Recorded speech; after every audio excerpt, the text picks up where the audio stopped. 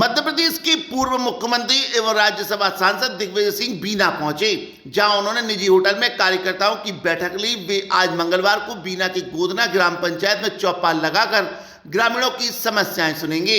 उन्होंने कहा कि बीना से कांग्रेस के टिकट पर जीत कर आई विधायक निर्मला सप्रे अब भाजपा की मंच पर दिखाई दे रही हैं। इससे साफ एक उपचुनाव की स्थिति बन रही है और कांग्रेस इसके लिए पूरी तरह तैयार है। उन्होंने दावा किया कि जनता अवसर मिलने पर फिर से कांग्रेस को समर्थन देगी। बीना रिफाइनरी का मुद्दा उठाते ही दिग्विजय सिंह ने कहा कि रिफाइनरी स्थापना के समय स्थानीय लोगों को रोजगार देने का अनुबंध हुआ था, लेकिन उसका पालन नहीं किया जा रहा है और इससे क्षेत्र के युवाओं में भारी असंतोष है और सरकार व प्रबंधन दोनों इस विषय पर चुप्पी साधे हुए हैं। पूर्व मुख्यमंत्री एवं वरिष्ठ कांग्रेस नेता दिग्विजय सिंह बीना दौरे पर पहुंचे। इस दौरान उन्होंने कहा कि मंगलवार को वे गोदना गांव में चौपाल लगाकर कांग्रेस संगठन को मजबूत करने को लेकर कार्यकर्ताओं और ग्रामीणों से सीधी चर्चा करेंगे। दिग्विजय सिंह ने स्पष्ट किया कि जमीनी स्तर पर संवाद ही कांग्रेस की असली ताकत है और उसी को आगे बढ़ाया जाएगा। आपके आसपास की हर वह छोटी और बड़ी खबर को जानने के लिए और सटीक खबर को देखने के लिए आपके और हमारे चैनल विचार मीडिया 24 को सब्सक्राइब करें और बेल आइकॉन का बटन जरूर दबाएं। साथ ही विचार मीडिया 24 के फेसबुक पेज को फॉलो करें और लाइक करें। विचार मीडिया 24 के लिए राकेश सेन की रिपोर्ट। अब यहाँ तो उपचुनाव होने की संभावना है, क्योंकि निर्मला सप्रे जो चुनाव जीती थी वो कांग्रेस को धोखा देकर भाजपा के मंचों पर शामिल हो रही है।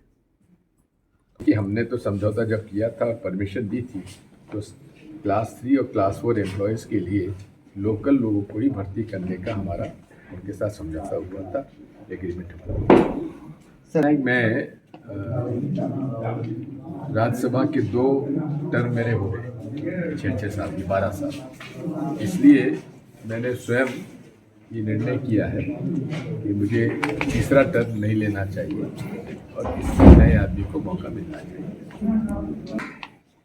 AICC और प्रदेश कांग्रेस PCC का ये निर्देश है कि हमें संगठन सृजन कार्यक्रम के अंतर्गत निचले स्तर तक हमें संगठन की संरचना करनी है। इसीलिए हमारे प्रदेश कांग्रेस कमेटी के अध्यक्ष जी ने हर ग्राम पंचायत पर, हर वार्ड में संगठन समिति बनाने का निर्णय किया है। ग्राम पंचायत कांग्रेस कमेटी और वार्ड कांग्रेस कमेटी, उसकी प्रक्रिया चालू है। उसके अंतर्गत हम लोग ग्राम पंचायतों में जा रहे हैं और वहीं सबसे पूछकर बैठकर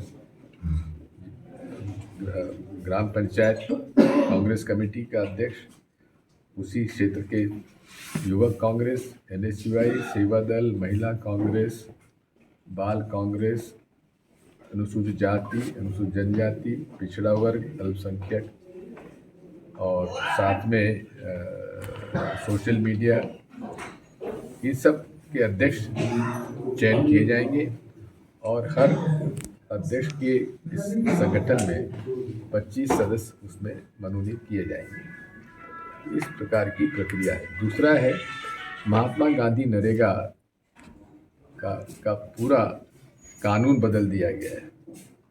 पूर्व कानून में मजदूरी का पूरा पेमेंट केंद्र सरकार करती थी 90% और 10% केवल राज्य सरकार को करना होता था। अब वो बदल कर दिया कि 60% वो करेंगे और 40% राज्य सरकार करेगी। राज्य सरकार के पास पहले से ही पैसा नहीं है, कर्जा लेकर हर हफ्ते में कर्जा लेकर तनख्वाह बट रही है। ऐसी परिस्थिति में कैसे ये लोग चला पाएंगे, इसमें हमें शंका है। और पूर्व में ये सारा काम पंचायतों के माध्यम से होता था, अब ठेकेदार इसमें शामिल हो गए हैं। पहले पंचायत के मांग पर काम हो जाया करता था, लेकिन अब केंद्र सरकार प्रोजेक्ट बना के देगी और उसका काम होगा, तो पंचायतों का तो काम ही खत्म कर दिया लोगों ने उसमें।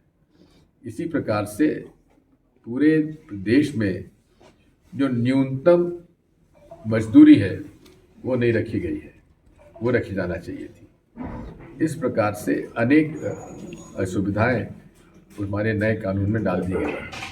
अब शिवराज सिंह चौहान जी कहते तो हैं कि हम लोग अब 100 दिन से बढ़ाकर 125 दिन कर रहे हैं, लेकिन आज हालात ये हैं कि मुझे किसी ने आज दिखाया था कि पूरे प्रदेश में लगभग 32,000 करोड़ का आउटस्टैंडिंग पेमेंट है नरेगा का, जबकि अलॉटमेंट केवल 750 करोड़ का आया है।